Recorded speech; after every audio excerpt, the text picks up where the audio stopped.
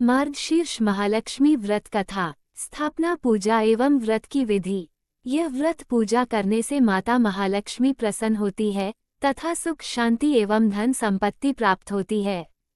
पद्म पुराण में यह व्रत गृहस्थ जनों के लिए बताया गया है। इस पूजा को पति पत्नी मिलकर कर सकते हैं।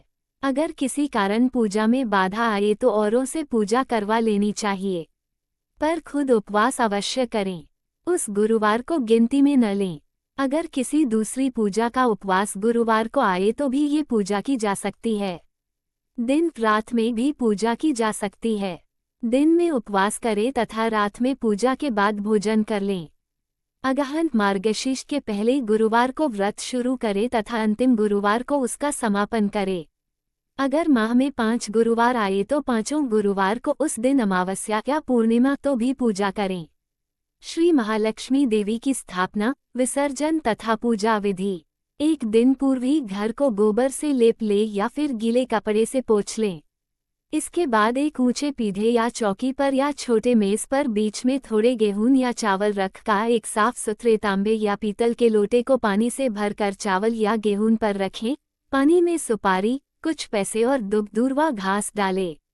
ऊपर से लोटे में चारों तरफ 5 तरह के पेड़ के 5 या 7 पत्ते डालकर बीचों बीच एक नारियल रखें। उस नारियल पर बाजार में उपलब्ध देवी के मुखौटे या चेहरे को बांध या चिपका दें और लोटे पर हल्दी कुमकुम लगाए और साथ ही उस लोटे के गले में लोटे के हिसाब से लहंगा बांध दे और नारियल के ऊपर एक छोटी चुनरी भी चढ़ा देवे। साथ ही देवी की प्रतिमा या फोटो को पूर्व दिशा में मुंह करके या उत्तर दिशा में मुंह करके स्थापना करनी चाहिए। इस व्रत कथा की पुस्तक में जो फोटो है उसे भी सामने रखें तथा पूजा प्रारंभ करें। इसके बाद आचमन। ओम केशवाय नमः, ओम नारायणाय नमः, ओम माधवाय नमः। इन तीनों मंत्रों को पढ़कर प्रत्येक मंत्र से एक एक आचमन करें। फिर ओम गोविंदाय नमः बोलते हुए हाथ धो ले। फिर देवी को फूलों से जल का छींटा देते हुए स्नान करवाएं और हल्दी कुमकुम लगाएं, पुष्प हार अर्पित करें, धूप दीप जलाएं। फिर इसके बाद भोग लगाकर महालक्ष्मी व्रत के महात्म्य का पाठ करें। समाप्ति पर देवी की आरती उतारें तथा फिर से प्रणाम करें।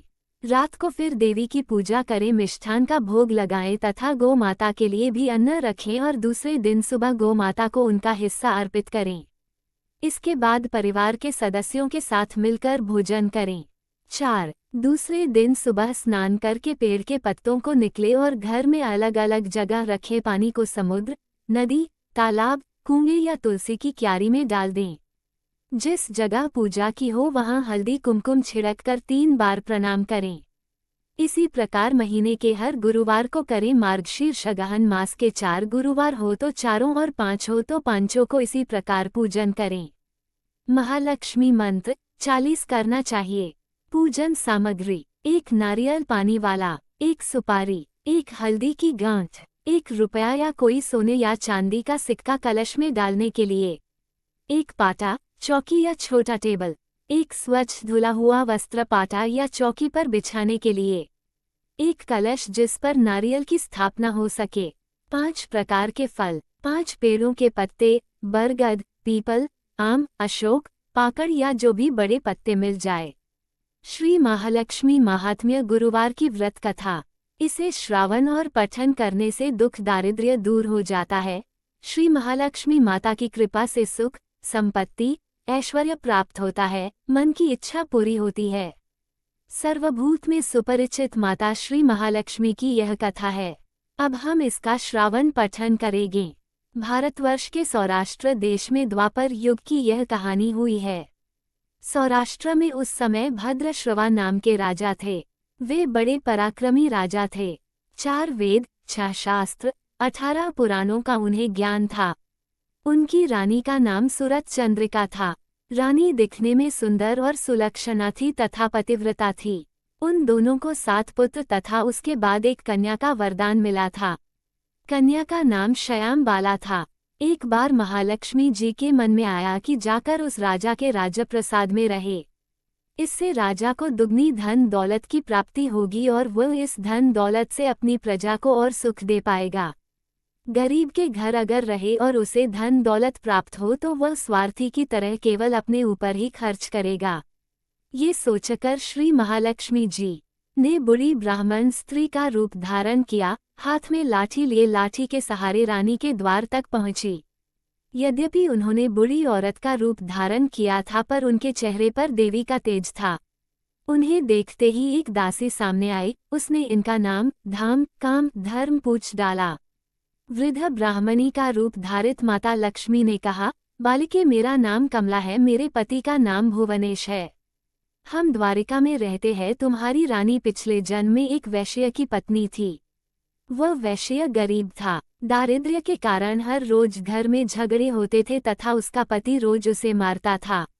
इन बातों से तंग आकर वह घर छोड़कर चली गई तथा वन जंगल में खाली पेट भटकने लगी। उसकी इस दुर्दशा पर मुझे दया आई। तब मैंने उसे सुख संपत्ति देने वाली श्री महालक्ष्मी की कथा सुनाई। मेरे कहने पर उसने श्री महालक्ष्मी का व्रत किया। श्री महालक्ष्मी प्रसन्न हुई, उसकी गरीबी दूर हुई। उसका घर संसार दौलत, संतति, संपत्ति से भर गया। बाद में पति पत्नी दोनों परलोक सिधारे। लक्ष्मी व्रत करने के कारण वे लक्ष्मी लोक में रहे। उन्होंने जितने साल महालक्ष्मी का व्रत किया उतने हजारों साल उन्हें सुख भोग मिला। इस जन्म में उसका जन्म राजघराने में हुआ है, परंतु वह श्री महालक्ष्मी का व्रत करना भूल गई है।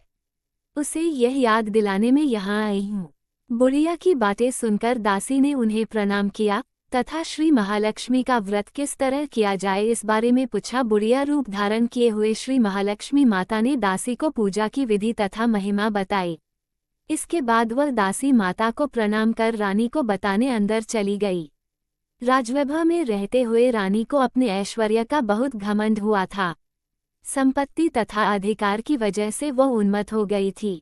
दासी द्वारा बताई गई बुढ़िया की बातें सुनकर वह आग बबूला होकर राजद्वार पर आकर बुढ़िया रूपी श्री महालक्ष्मी पर बरस पड़ी। उसे यह मालूम नहीं था कि श्री महालक्ष्मी माता बुढ़िया का रूप धारण किए द्वार तक आई है। परंतु रानी का इस कदर रूख बर्ताव तथा अपना अनादर देखकर माता ने वहां ठहरना ठीक न समझा। वे वहां से चल पड़ी। राह में उन्हें राजकुमारी शयंबाला मिली। उन्होंने शयंबाला को सारी बात बताई। शयंबाला ने अपनी ओर से श्री महालक्ष्मी माता से क्षमा मांगी। माता को उस पर दया आई। उन्होंने शयंबाला को श्री महालक्ष्मी व्रत के बारे में बताया। उस दिन अगहन मार्गशीर्ष माह का पहला गुरुवार था। शयंबाला ने परम श्रद्धा से श्री महालक्ष्मी का व्रत रखा। फलस्वरूप राजा सिद्धेश्वर के सुपुत्र मालाधर से उसका विवाह हुआ। वह धन दौलत, ऐश्वर्य, वैभव से मालामाल हो गई। पति के साथ ससुराल में आनंद से दिन बिताने लगी। इधर श्री महालक्ष्मी का रानी पर प्रकोप हुआ। फलस्वरूप राजा भद्रश्रवा का राज्य एवं राजकरोबर नष्ट हो गया। यहाँ तक कि खाने के लाले पड़ गए। ऐसी हालात में एक दिन रानी ने राजा से निवेदन किया, हमारा दामाद इतना बड़ा राजा है, धनवान है, ऐश्वर्यशाली है, क्यों न उसके पास जाए, अपना हाल उसे बताए, वह जरूर हमारी मदद करेगा। इस बात पर राजा भद्रश्रवा दामाद के पास रवाना हुए।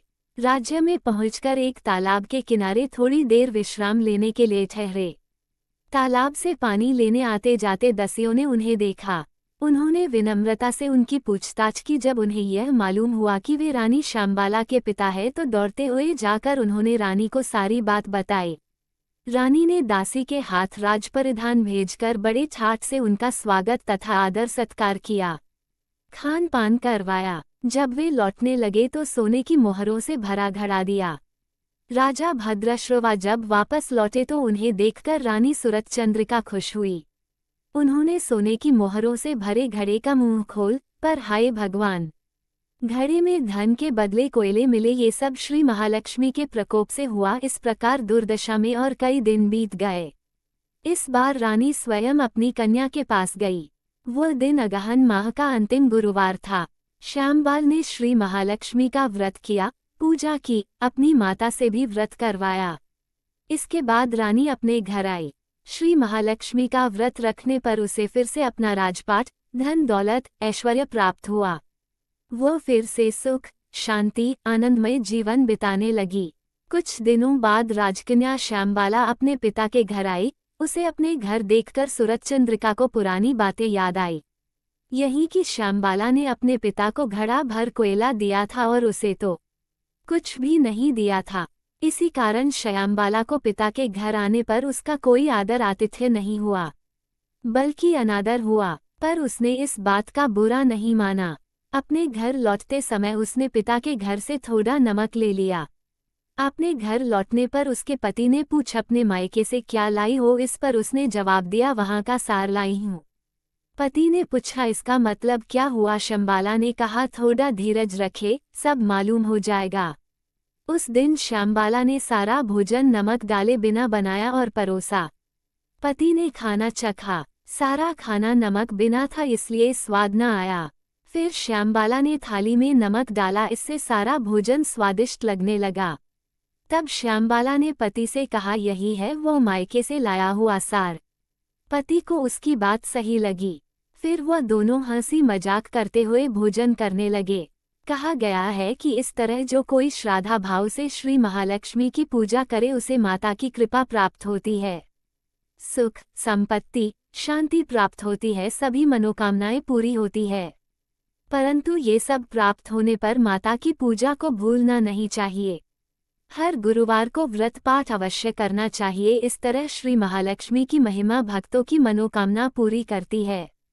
इस प्रकार श्री महालक्ष्मी की गुरुवार की कथा संपूर्ण होती है।